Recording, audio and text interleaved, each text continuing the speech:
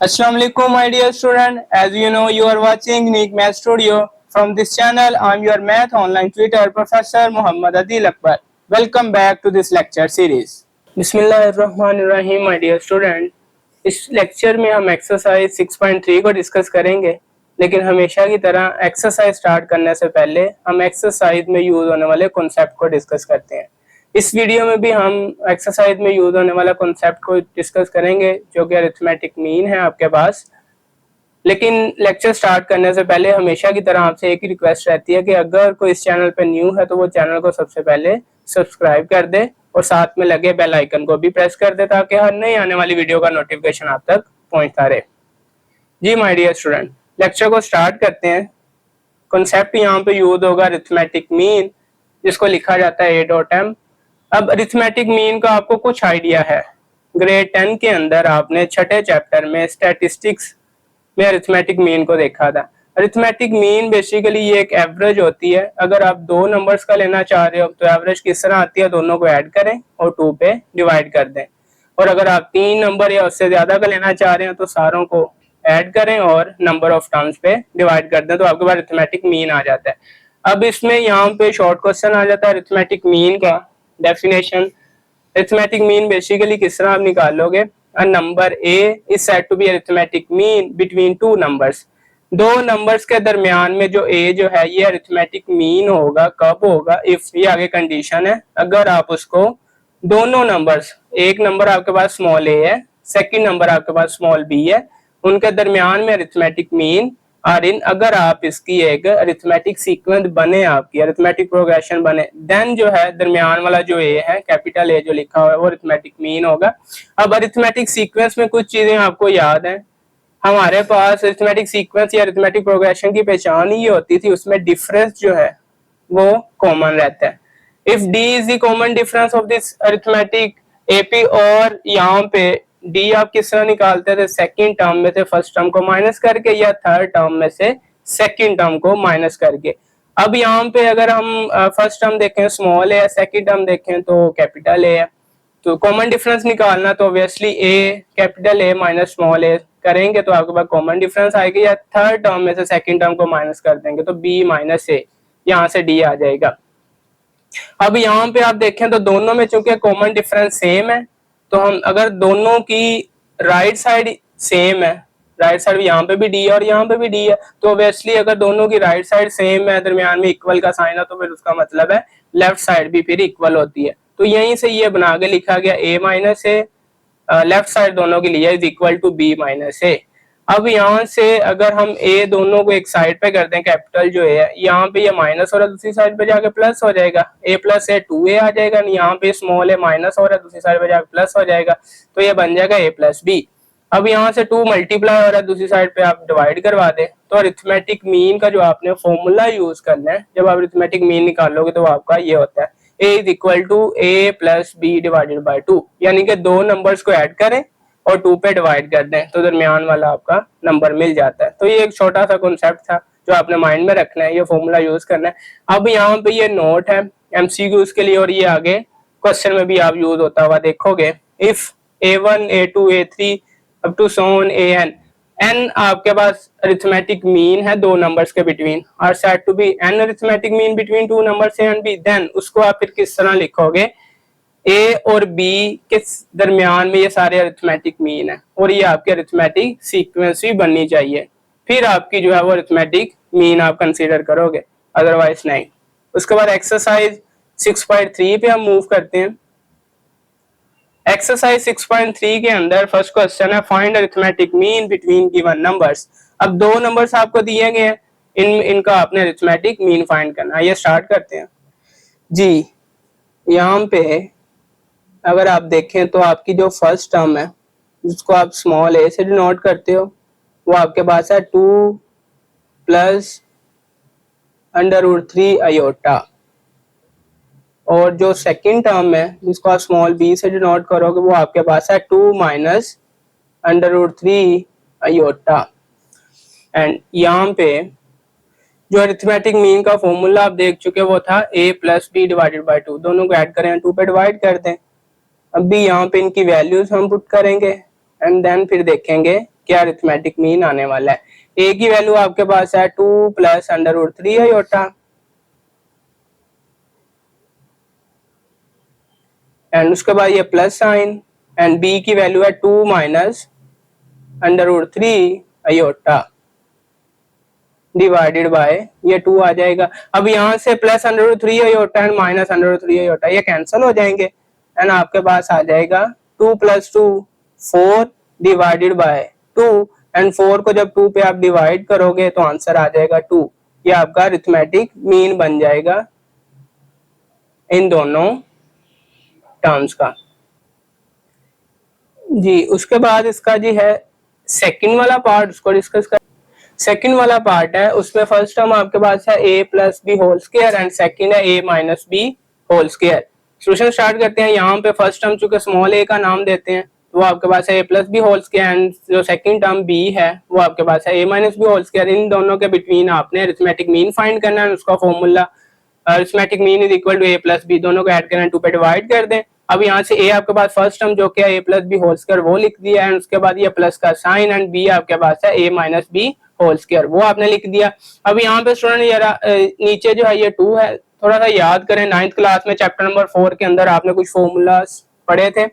अब उन्हीं में से जो है एक ये वाला फॉर्मूला भी था वो यहाँ पे यूज हो रहा है। आपके पास होता था a + b whole square plus a - b whole square, and ये आपके पास होता था 2 × a² + b²। अब इसकी अगर लेफ्ट साइड देखें और यहाँ पे देखें तो आपकी लेफ्ट साइड सेम ही है, a + b whole square plus a - b whole square, and इसको आप यहाँ पे ये फॉर्मूला लगा के 2 × a² + b² लिख सकते हो। ये वही लिखा गया 2 × a² + b², और नीचे ये 2 एज इट इज आ जाएगा।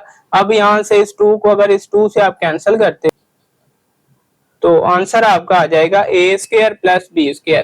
तो ये आपका अरिथमेटिक मीन होगा इन दोनों टर्म्स के बिटवीन। उसके बाद नेक्स्ट हम मूव करते हैं। क्वेश्चन नंबर 2 है आपका, स्टेटमेंट है if 6, 11, 16 are 3 arithmetic mean between a and b। अब 3 अरिथमेटिक मीन आपको दे दिए गए हैं a और b के। अब यहाँ पे a और b के बिटवीन आपने फाइंड करना है कि a की वैल्यू फिर क्या होगी और b की वैल्यू क्या होगी। लिख लेते हैं, सिंस चूंकि 6, 11, 16 ये 3 जो है अरिथमेटिक मीन है between a and b, therefore अब अरिथमेटिक मीन तो तभी होते हैं ना अगर आप दो टर्म्स अब a और b के दरमियान में इन तीनों को लिखो और वो आपके अरिथमेटिक प्रोग्रेशन बने। ये तो डेफिनेशन हमने देखी है। तो फिर obviously therefore a 6, 11, 16 and b ये अरिथमेटिक सीक्वेंस बन जाएंगी, उसी की टर्म्स होंगी हियर। अब यहाँ पे अगर फर्स्ट टर्म देखते हो जिसको हम a1 कहते हैं तो वो आपके पास a है, सेकंड टर्म देखते हो वो 6 है a2, थर्ड टर्म 11 जो है वो a3 11 है, a4 जो है 16 है, और जो a5 है वो b है। अब यहाँ से आपने a और b फाइंड करना है।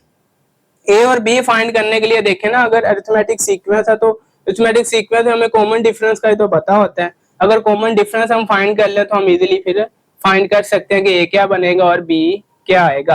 तो सबसे पहले हम d फाइंड कर लेते हैं। d आप देखें 6 और a में से तो नहीं मिलेगा। हाँ, अगर आप a3 - a2 कर दो फिर हमें d मिल जाएगा। 11 में से 6 माइनस कर दो तो 5 आपका कॉमन डिफरेंस आ जाएगा। इसी तरह 16 में से 11 भी करके देख लो वो भी 5 आएगा, डिफरेंस तो सेम ही रहता है ना।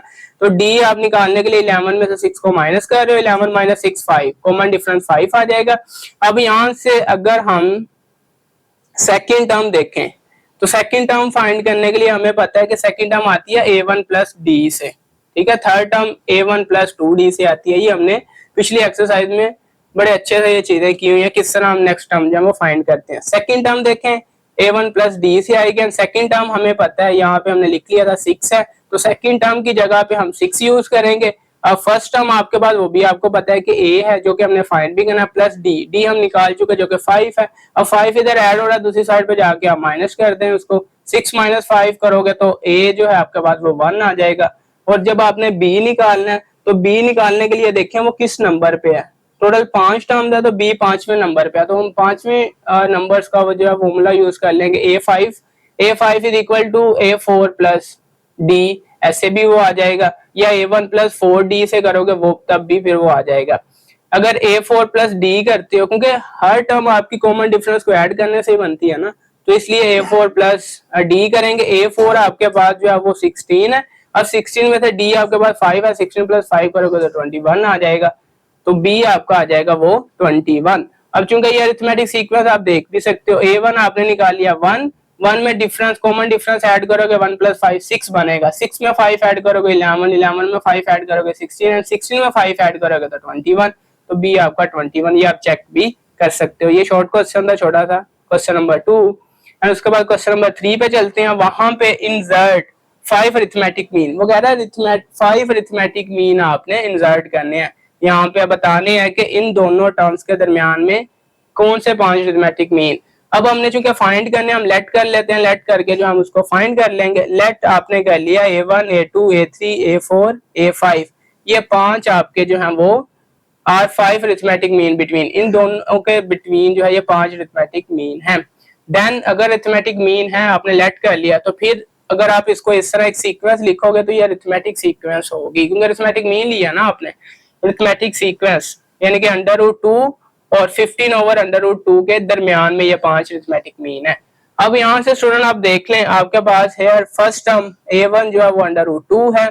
अब यहाँ पे स्टूडेंट जब आपने अरिथमेटिक मीन फाइंड करने होते हैं, एक से ज्यादा ना, एक फाइंड करना हो तो फिर तो इजीली आप दोनों को ऐड करो, 2 पे डिवाइड कर दो। लेकिन एक से ज्यादा जब फाइंड करने होते हैं उसके लिए हम इसको किस तरह स्टार्ट करते हैं। आपको यहाँ पे फर्स्ट टर्म का पता होता है A1 का, और आपको लास्ट वाली टर्म का पता होता है, उसका नंबर कोई भी हो सकता है। अब यहाँ पे देखोगे तो 5 अरिथमेटिक मीन दरमियान में ये है, छठी ये टर्म है और 7वीं ये टर्म है, यानी कि आपको A1 का पता और A7 का पता है। तो A7 को हम लेके हम D वहां से फाइंड कर लेते हैं। A1 का तो हमें पता चल जाता है ना, A1 इज इक्वल टू, यहाँ पे लिख लिया √2 एंड A7 7वें नंबर पे ये टर्म आ रही है, वो आपके पास है 15/√2। अब A7 का फॉर्मूला अगर हम देखें अरिथमेटिक सीक्वेंस से, वो आपके पास होता था A1 + 6D, वहां से A7 जो आप फाइंड करते थे। A1 + 6D हमने A7 की जगह पे यूज कर लिया, इज इक्वल टू यहाँ से 15/√2 एज इट इज। अब यहाँ से हमने D फाइंड करना है, तो A1 की वैल्यू पुट करनी पड़ेगी जो कि आपके पास है √2। A1 की जगह पे आपने √2 लिख दिया plus 6D as it is, और यहाँ से 15/√2 भी एज इट इज। अब √2 इधर ऐड हो रहा है, दूसरी साइड पे जाके माइनस हो जाएगा, और 15/√2 माइनस √2 जब कैलकुलेटर से आप एलसीएम लोगे तो ये आपका आंसर आ जाएगा।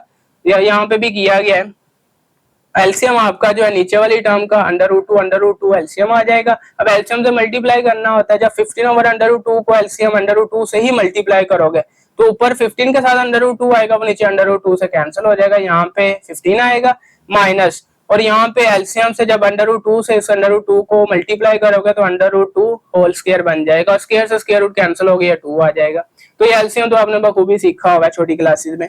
तो 15 - 2 करोगे 13, और नीचे ये √2 आ जाएगा, और इस साइड पे 6D है, 6 इधर D के साथ मल्टीप्लाई हो रहा है तो ये नीचे √2 के साथ जाकर मल्टीप्लाई, यानी कि नीचे चला जाएगा ना, 13 डिवाइड होगा उस पे, तो ये 6 को आप इधर भेज रहे हो डिनोमिनेटर में, तो आपका ये हो जाएगा 6 √2, तो ये आपका कॉमन डिफरेंस आ गया। अब यहाँ से चूंकि आपने ये 5 अरिथमेटिक मीन निकालने हैं, जब आप दूसरा ये A1 निकालोगे यानी कि फर्स्ट अरिथमेटिक मीन निकालोगे, तो वो सेकंड टर्म है आपकी। सेकंड टर्म का फॉर्मूला यूज करेंगे, A2 = A1 + D, ये वो यूज किया हुआ है कि जो A1 है वो सेकंड टर्म है आपकी, A2 है, और A2 की जगह पे उसका फॉर्मूला A1 + D। A1 आपके पास है √2 और D आपके पास है 13/6√2, तो ये वो लिखा गया √2 + 13। अब यहाँ से आप एलसीएम लोगे कैलकुलेटर से तो आंसर आ जाएगा 25/6√2, ये फर्स्ट अरिथमेटिक मीन। उसके बाद सेकंड A2 निकालना है, अब उसकी जगह वो तीसरे नंबर पे है, तो यानी कि A2 = A3 आ जाएगा, स्मॉल A3, तीसरी टर्म है ना वो। अब तीसरी टर्म किस तरह आती थी, A1 + 2D से, तो वो यूज किया गया A3 की जगह पे। एंड यहाँ पे A2 आपने फाइंड करना एज इट इज चलता रहेगा, A1 की वैल्यू यहाँ से आप यूज करोगे, एंड 2D 2 आपके पास, और D की वैल्यू आप ये निकाल चुके हैं, वो यूज करोगे 13/6√2। अब यहाँ से स्टूडेंट, अब अगर इसको आप कैंसिल करते हो तो ये आ जाएगा 2 1 2, यहाँ से 2 3 6 आ जाएगा, तो ये बनेगा 13/3√2, ये वो लिखा गया 13/3√2। अब इसका जब आप कैलकुलेटर से कैलकुलेट करोगे आंसर आ जाएगा 19/3√2, ये आपका सेकंड अरिथमेटिक मीन। उसके बाद जब आप थर्ड निकालोगे वो आपका चौथे नंबर पे है, यानी कि A3 = स्मॉल A4 आ जाएगा, चौथी टर्म है, तो ये वो लिखा गया A3 = स्मॉल A4। अब यहाँ से स्मॉल A4 किस तरह, चौथी टर्म का क्या फॉर्मूला A1 + 3D, तो हमने वो यूज कर लिया A1 + 3D। एंड इसको जब आप अब सोल्व करोगे तो ये 3 1 3, 3 2 6, ये आ जाएगा √2 प्लस 13/2 √2। अब इसको जब आप कैलकुलेटर से कैलकुलेट करोगे तो फाइनल आंसर आएगा 17/2 √2। ये आपका थर्ड अरिथमेटिक मीन। उसके बाद आपने A4 निकालना, उसकी जगह जो है उसका नंबर जो है वो 5वें नंबर पे है, तो इसलिए A4 is equal to A5, small A5 लिखा, 5वीं टर्म है वो आपकी। तो A5 किस तरह आती है, A1 प्लस 4D से। अब इनकी A1 और D की वैल्यूज आपने पुट किया, जब आप इसको कैंसिल करोगे 4 जो है 2 2 4 एंड 2 3 6, ये आपका हो जाएगा 2 जो है 13 से मल्टीप्लाई होगा, 2 मल्टीप्लाई 13 26 हो जाएगा, नीचे ये 3/2 आ जाएगा। अब इसका जब आप कैलकुलेटर से कैलकुलेट करोगे तो फाइनल आंसर आएगा 32/3/2। ये आपका 4 अरिथमेटिक मीन। पांचवा निकालना है, तो अब यहाँ पे चूंकि पांचवा अरिथमेटिक मीन आपका छठे नंबर पे लिखा हुआ है, 1 2 3 4 5 और ये छठे नंबर पे है, तो A5 is equal to small A6 लिखेंगे। A6 आपका किस तरह आता है, A1 प्लस 5D से। ये मिस्टेक है यहाँ पे, इसको जरा करेक्शन जी स्टूडेंट। तो ये आ जाएगा A1 प्लस 5D। अब A1 की वैल्यू √2 एंड D की वैल्यू 13/6 √2। अब यहाँ से कुछ कैंसिल नहीं हो सकता, हम अगर आप इसको मल्टीप्लाई, या तो साइड वाला नीचे कैंसिल हो जाता है या फिर ऊपर मल्टीप्लाई हो जाता है। अब कैंसिल 5 6 से तो नहीं होगा, 5 13 से मल्टीप्लाई हो जाएगा, 5 मल्टीप्लाई 13 करोगे 65 आ जाएगा। जब आप इसको कैलकुलेट करोगे तो आंसर आ जाएगा 77/6 √2। तो ये क्राइटेरिया था जब आपने एक से ज्यादा अरिथमेटिक मीन निकालने हो, ठीक है। उसके बाद हम नेक्स्ट मूव करते हैं। नेक्स्ट क्वेश्चन है आपका question number 4, statement of the arithmetic mean of two numbers. दो नंबर्स का अरिथमेटिक मीन आपको दे दिया गया जो कि 7 है, एंड उसके बाद एंड दियर प्रोडक्ट, और दो नंबर्स का जो प्रोडक्ट है वो 45। दो कंडीशन हमें दे दी गई हैं, फाइंड दी नंबर्स। इन दो कंडीशन को यूज करके हमने नंबर्स फाइंड करने हैं। आइए लिख लेते हैं। लेट हमने कर लिया जी, फर्स्ट नंबर ए है, पहले हम लेट करेंगे ना, फिर ही हम फाइंड करेंगे। तो फर्स्ट नंबर आपने कह दिया ए है, सेकंड नंबर कह दिया बी है। फर्स्ट कंडीशन हम यूज करेंगे जो कि आपके पास है, दो नंबर्स, इन दोनों का जो अरिथमेटिक मीन है वो 7 के इक्वल है, वो लिखा गया arithmetic mean is equal to 7। दो नंबर्स आपने ए और बी लेट कर लिया, तो अरिथमेटिक मीन किस तरह आप निकालते हो, a प्लस बी ओवर 2, ये वो यूज किया गया है, ठीक है, अरिथमेटिक मीन का फॉर्मूला।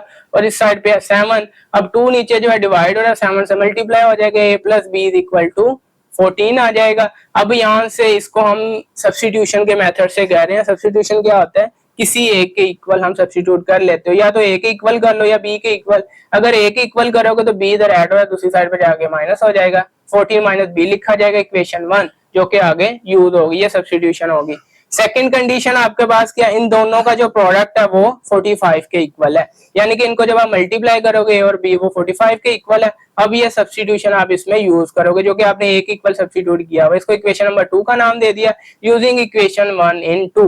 इक्वेशन 1 को 2 में यूज करें, ए की जगह पे हमने उसकी वैल्यू लिख ली 14 माइनस बी, और साथ में ये वाला बी आ जाएगा इज इक्वल टू 45 आ जाएगा। अब बी को मल्टीप्लाई करवाओगे, 14 से मल्टीप्लाई होगा 14 बी माइनस, उसके बाद बी को बी से कराओगे तो बी स्क्वायर, इस साइड पे जो है 45 है। अब उसके बाद स्टूडेंट अगर हम यहाँ से, क्योंकि बी स्क्वायर वाली जो टर्म है वो माइनस नहीं होनी चाहिए, जब आपने आगे मिड टर्म ब्रेकिंग करनी है कोशिश करो कि बी स्क्वायर वाली जो टर्म है वो माइनस ना हो। इस साइड, इस वजह से हम जो है लेफ्ट साइड को राइट साइड पे शिफ्ट करवा रहे हैं ताकि बी स्क्वायर वाला माइनस जो है वो प्लस हो सके। अब लेफ्ट साइड को राइट साइड पे शिफ्ट करवाया तो लेफ्ट साइड पे 0 आ जाएगा, और यहाँ से हम लिखेंगे उस साइड पे जाके ये बी स्क्वायर उधर माइनस, इधर माइनस उधर प्लस हो जाएगा बी स्क्वायर, उसके बाद ये माइनस 14 भी साइन चेंज होगा और ये वाला जो अपनी जगह पे रहेगा तो प्लस 45 आएगा। तो उसके बाद स्टूडेंट मिड टर्म ब्रेकिंग आपने बड़े अच्छे से सीखी हुई है। तो अब अगर आप इसके फैक्टर बनाओगे, 14 को आप ब्रेक करोगे तो ऑब्वियसली 45 बनाओगे ना। 45 आपके पास होता है 9 मल्टीप्लाई बाय 5, 9 और 5 को मल्टीप्लाई करो 45, और उनको अगर आप ऐड कर लो 9 और 5 वो 14 बन जाएगा। तो इसलिए हम ये वाला माइनस जो है ये बड़ी वैल्यू 9 के साथ पहले लिखेंगे, तो ये वो लिखा गया -9 भी, उसके बाद -5 भी मजीद लिखोगे तो आप -14 बी पे पहुंचोगे, और प्लस 45 इस तरह आ जाएगा। ये मिड टर्म ब्रेकिंग की गई है। उसके बाद स्टूडेंट इन दोनों टर्म्स में से बी कॉमन है, बी कॉमन ले लिया तो ये आ जाएगा b -9। इन दोनों में 5 और 45 में से 5 चूंकि दोनों को डिवाइड कर रहा है तो 5 कॉमन हम ले लेंगे, 5 के टेबल पे दोनों आ रहे हैं ना, तो और साथ में ये माइनस भी आएगा, -5 कॉमन यहाँ पे आ जाएगा b, और जब माइनस कॉमन लिया साइन चेंज होगा। 45 में से आपने 5 कॉमन लिया तो मतलब 45 को 5 पे डिवाइड करोगे, 45 को 5 पे डिवाइड किया तो आंसर आ जाएगा 9। और दोनों में अगर ये आप कॉमन बना लेते हो तो मतलब आपके फैक्टर ठीक बन रहे। तो दोनों में ये चीज कॉमन है b माइनस नाइन, एक हम फैक्टर b माइनस नाइन का लिख देंगे और दूसरा जो है वो b माइनस फाइव का होगा इज इक्वल टू जीरो। अब दो नंबर्स मल्टीप्लाई होकर जीरो के इक्वल तो तब होते हैं ना, या तो फर्स्ट वाला जीरो हो जाए या फिर सेकंड वाला जीरो हो जाए, तो वही कंडीशन यूज की गई है। या तो b माइनस नाइन जो है वो जीरो के इक्वल होगा या फिर b माइनस फाइव जो है वो जीरो के इक्वल होगा। माइनस नाइन और साइड बजाय प्लस कर दें, b की वैल्यू एक नाइन मिल जाएगी, दूसरी b की वैल्यू जो है फाइव मिल जाएगी। ये b की वैल्यू कब मिली है? जब आपने इक्वेशन नंबर वन को टू में यूज किया था। इक्वेशन वन को यूज किया तो इनको इक्वेशन वन में ही पुट करेंगे जाके। इक्वेशन वन में पुट कर दिया, b की जगह पे आपने नाइन, इक्वेशन वन है a equal to 14 minus b, b की जगह 9 पुट किया, 14 माइनस नाइन ए 5 आ जाएगा, या फिर इस साइड पे आपने पुट किया 5 पुट कर दिया, b की जगह में ये 9 आ जाएगा। तो या तो आपके जो नंबर बनेंगे वो 5 और 9 बनेगा, ये वाला a और b 5 9, या फिर बनेगा 9 या ये 5 और 9 या 9 5 आर दी रिक्वायर्ड नंबर जो कि आपने फाइंड करने थे। उसके बाद हम नेक्स्ट मूव करते हैं, क्वेश्चन नंबर है 5। अब यहाँ पे स्टूडेंट इसको आपने थोड़ा सा ज्यादा ध्यान से समझना। स्टेटमेंट है इफ एन अरिथमेटिक मीन। अब ये जो आपको नोट मैंने जब थ्योरी हमने थोड़ी सी डिस्कस की वहां पे ये आपको बताया था कि एन अरिथमेटिक मीन जब आ जाए तब किस तरह लिखना है। If N arithmetic mean are inserted between A and B के दरमियान में आपने नो जो एन अरिथमेटिक मीन इंसर्ट करने हैं, देन आपने ये प्रूव करना है कि जो उनका जो कॉमन डिफरेंस होगा वो ये चीज बनेगी, वेयर डी जो है वो कॉमन डिफरेंस, ये तो आपको आइडिया है डी क्या होता है। चले अब सबसे पहले लेट कर लेते हैं कि एन अरिथमेटिक मीन है। लेट आपने कर लिया a1 a2 a3 up to so on, and यहाँ पे आएगा an B N arithmetic mean between a and b। Then अगर एन अरिथमेटिक मीन है तो ऑब्वियसली फिर इनकी जो सीक्वेंस बनेगी वो अरिथमेटिक सीक्वेंस होगी, यानी कि a और b के दरमियान में ये एन अरिथमेटिक मीन है, अरिथमेटिक सीक्वेंस बन गई। अब यहाँ से स्टूडेंट अगर आप थोड़ा सा गौर करें इस सीक्वेंस के अंदर टोटल नंबर ऑफ टर्म्स कितनी है। देखिए आपके पास अरिथमेटिक मीन एन तो अरिथमेटिक मीन है, nth टर्म तो दरमियान में है, उसके बाद ये वाली ऐड हो रही है एन में n प्लस वन, और ये भी एक मजीद टर्म है। तो टोटल आपके पास जो टर्म बनेगी वो n प्लस टू टर्म्स है। ठीक है, n आपके पास ये वाली है मीन दरमियान में, उसके बाद एक ये वाली a है और एक ये वाली b, n plus to terms है। वी हैव, अब यहाँ पे अगर देखें फर्स्ट टर्म आपके पास a1 जो है वो a ही है, और अगर जो लास्ट वाली टर्म जिसको आप nth टर्म कहते हैं, क्योंकि यहाँ पे number of term n plus two है तो हम इसको an plus two is equal to b लिखेंगे। ठीक है, लास्ट टर्म को। अब यहाँ से स्टूडेंट चूंकि आपको पता है कि nth टर्म का फॉर्मूला क्या होता है, यहाँ पे लिखा भी है अरिथमेटिक सीक्वेंस की nth टर्म का वो होता है an is equal to a1 plus n minus one d। अब यहाँ पे आप n की जगह पे n प्लस टू यूज कर रहे हो, तो जब n की जगह पे n प्लस टू आ जाएगा तो इसको लिखा जाएगा an plus two is equal to a1 plus n plus two minus one into D. n की जगह पे n प्लस टू लिख देना आपने, जस्ट वही लिखा गया a1 plus n plus two minus one, इस n की जगह पे n plus two minus one और साथ में ये d आ जाएगा, और ये किसके इक्वल है b के। अब यहाँ से हम d फाइंड कर लेंगे क्योंकि a1 का तो आपको पता है a है, तो a1 की जगह पे a यूज कर लिया। अब यहाँ से plus two minus one plus one आ जाएगा, n प्लस वन साथ में ये d। अब a इधर ऐड हो रहा है, b से जाकर सब्ट्रैक्ट हो जाएगा, तो लिखेंगे n plus one into d is equal to b minus a। अब यहाँ से d के साथ n plus one multiply obviously उधर जाके डिवाइड हो जाएगा, तो d is equal to b minus a over n plus one आ जाएगा। और यही आपने जो है शो करना है कि d जो है वो b minus a over n plus one, जो कि आपने यहाँ पे शो कर दिया, और ये आपका क्वेश्चन प्रूव हो गया जी। नेक्स्ट हम मूव करते हैं, नेक्स्ट है जी क्वेश्चन नंबर 6। क्वेश्चन नंबर 6 की स्टेटमेंट है if a is arithmetic mean between a and b। अगर a जो है a और b का अरिथमेटिक मीन है, देन आपने प्रूव करना है कि ये जो लेफ्ट साइड है ये राइट साइड के इक्वल बनती है या नहीं। जी स्टूडेंट, अब यहाँ पे सिंस चूंकि a उन्होंने कह दिया, इफ के बाद गिवन कंडीशन आपको होती है वो आपने यूज करनी है। a उसने आपको कह दिया कि अरिथमेटिक मीन है बिटवीन a एंड b, आपने लिख लिया सिंस चूंकि a is arithmetic mean between a and b, तो फिर हम उसको इस तरह लिखेंगे, अरिथमेटिक मीन का फॉर्मूला यही है ना a plus B over two, और अरिथमेटिक मीन उसने कह दिया वो a है आपके पास, तो हमने इसलिए लिख लिया। अब यहाँ से स्टूडेंट हम लेफ्ट साइड को कंसीडर करेंगे और राइट साइड बनाने की कोशिश करेंगे जी। लेफ्ट साइड आपने ले ली, वो आपके पास है a minus capital A whole square plus A minus B whole square. तो आपने लेफ्ट साइड कंसीडर की, ए की जगह पे चूंकि ए इसके इक्वल है ए प्लस बी ओवर टू, ए की जगह पे यूज कर लेंगे, ए माइनस ए की जगह पे आ जाएगा a plus B over two whole square plus, and यहाँ पे इस ए की जगह पे भी आ जाएगा a plus B over two and साथ में ये माइनस बी और होल स्क्वायर आ जाएगा। यहाँ से आप एलसीएम लोगे तो 2 एलसीएम आ जाएगा, एलसीएम से मल्टीप्लाई करना है, 2 को ए से करोगे तो 2a, साथ में ये माइनस जो है इनके साइन चेंज करेगा, minus a and minus b आ जाएगा और नीचे 2 आ जाएगा और यहाँ से होल स्क्वायर, यहाँ पे भी आप एलसीएम लोगे 2 एलसीएम आ जाएगा, a plus b as it is and LCM से मल्टीप्लाई करोगे तो ये आ जाएगा -2 और ये साथ में ये बी आ जाएगा। अब यहाँ से इसको जरा सोल्व करोगे, 2a में से आप एक ए को माइनस करोगे, 2a माइनस ए सिंगल ए रह जाएगा और साथ में ये माइनस बी आ जाएगा, a minus b over 2 whole square आ जाएगा और यहाँ से भी a as it is b minus 2b, answer आ जाएगा -b। तो a माइनस बी नीचे 2 और ये होल स्क्वायर। अब यहाँ पे जरा थोड़ा सा गौर करें, ये सेम ही टर्म है, a minus b over 2 whole square plus a minus, दोनों सेम टर्म है तो 1 + 1 ऐड हो गए 2 into a minus b over 2 whole square आ जाएगा। तो ऐड करके लिखा गया 2 into a minus b over 2 whole square. अब यहाँ से स्टूडेंट आप जरा इसका स्क्वायर सेपरेट कर लें, a minus B whole square ऊपर एंड नीचे जो है 2 का स्क्वायर लोगे तो ये नीचे 4 आ जाएगा, इसको जरा कैंसिल कर लें, ये आ जाएगा 2 1 2, 2 2 4, ये आ जाएगा 1 ओवर 2 और साथ में a minus B whole square आ जाएगा। यही आपकी राइट साइड है, 1 over 2 a minus B whole square, यानी कि आपने लेफ्ट साइड कंसीडर ली की और आपने राइट साइड के इक्वल उसको शो कर दिया, लेफ्ट साइड जो है राइट साइड के इक्वल शो हो गई एंड क्वेश्चन जो है आपका वो प्रूव हो गया। उसके बाद नेक्स्ट हम मूव करते हैं, क्वेश्चन नंबर है 7, लास्ट क्वेश्चन है इस एक्सरसाइज का।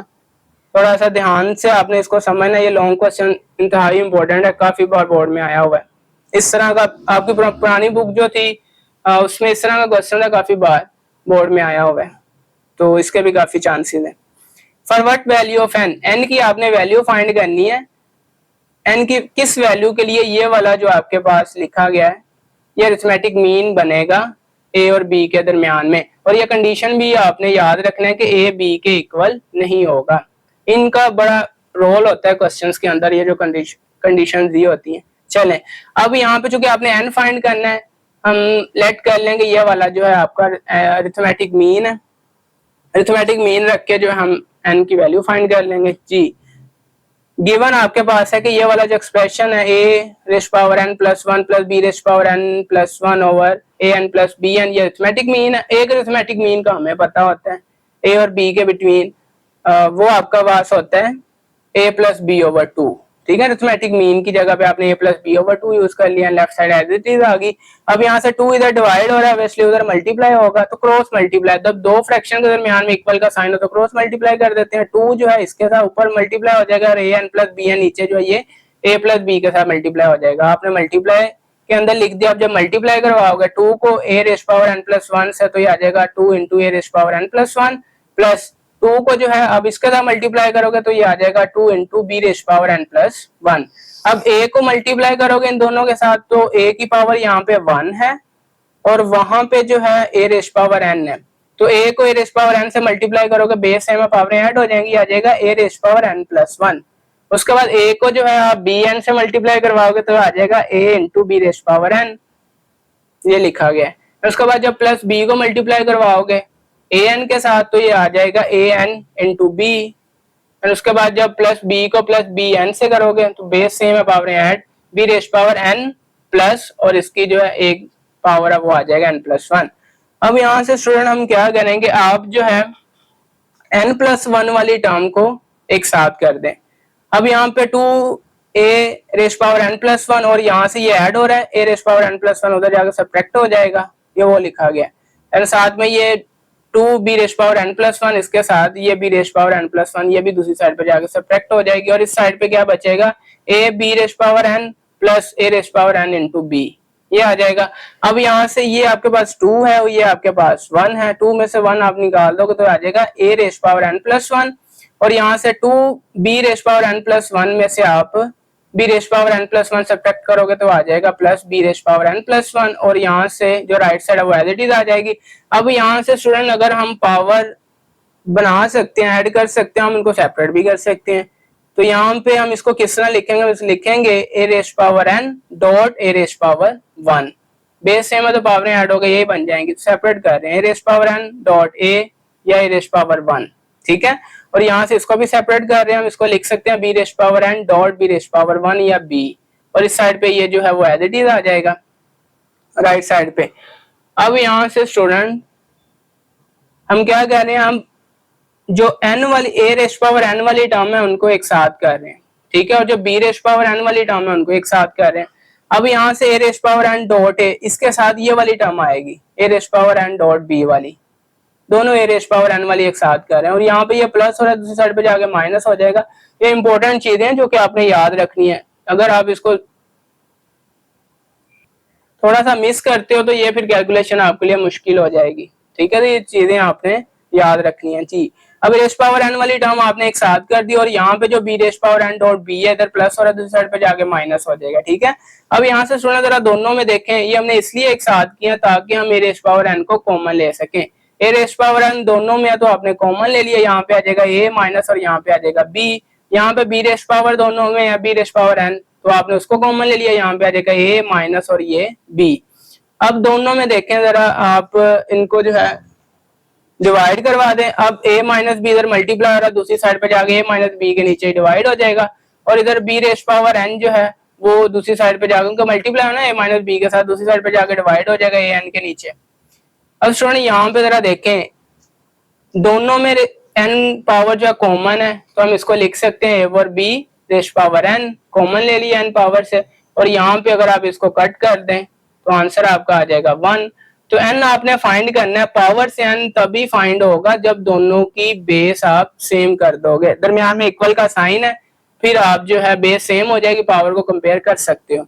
तो बेस सेम करनी है, इस साइड पे चूंकि बेस आपके पास a ओवर b है, उस साइड पे भी आप a ओवर b अगर बना लें लेकिन वहां पे 1 है, तो आप उसको फिर क्या लिखोगे a ओवर b, और a ओवर b की क्या पावर रखोगे कि आंसर ये 1 ही बनेगा। 1 से आपने बना रहे हो ना ये, तो आपको पता है कि किसी भी नंबर की पावर, अगर वो नंबर 0 नहीं हो सकता, 0 से हटके कोई भी आप नंबर ले लें, उसकी पावर हम अगर 0 रख दें तो आंसर 1 होता है। तो अब चूंकि आपने बेस सेम करनी है ओवर बी लिखा है, इसकी पावर 0 रखनी पड़ेगी, फिर आपका ये वाला जो आंसर 1 होगा, क्योंकि यहीं से तो ये बन रहा है तो इक्वल होना चाहिए। अब यहाँ से जरा देखें, बेस दोनों की सेम है, ए ओवर बी, यहाँ पे भी ए ओवर बी, अगर बेस सेम है दरमियान में इक्वल का साइन है तो आप पावर को कंपेयर कर सकते हो। अब पावर को करोगे तो n इज इक्वल टू ये 0 आ जाएगा। n की वैल्यू फाइंड करनी है, n की वैल्यू 0 के लिए आपका ये वाला जो एक्सप्रेशन दिया गया था ये अरिथमेटिक मीन बन जाएगा a और b के बिटवीन, ठीक है। तो ये इंतहाई इंपॉर्टेंट लॉन्ग क्वेश्चन था आपके लिए, जो कि आपने बखूबी समझ लिया होगा जी। अब इस वीडियो के रेलिवेंट अगर किसी का कोई क्वेश्चन है तो लाजमी कमेंट सेक्शन में पेश करें, इंशाल्लाह रिप्लाई मिलेगा। ख्याल रखें स्टूडेंट, नेक्स्ट वीडियो में इंशाल्लाह नेक्स्ट एक्सरसाइज के साथ मुलाकात होगी, तब के लिए अल्लाह हाफिज।